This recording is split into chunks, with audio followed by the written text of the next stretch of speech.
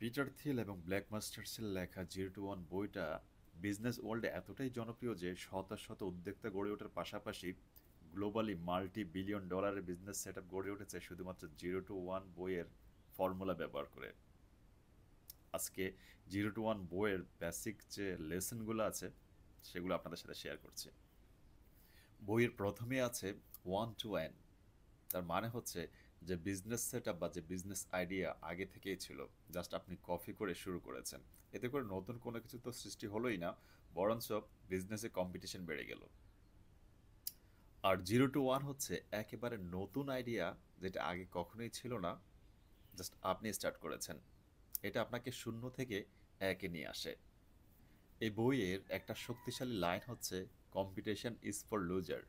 তার মানে হচ্ছে প্রতিযোগিতায় নামলে আপনি একই জিনিস নিয়ে সবাই কম্পিটিশন করবে, আর যারা ইউনিক তারা নতুন কিছু সৃষ্টি করবে এবং সবার থেকে এগিয়ে থাকবে।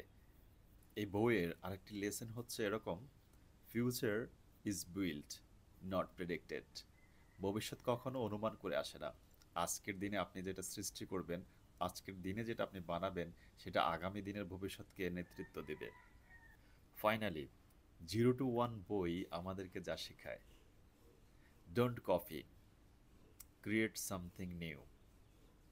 Don't competition, but innovation is the key.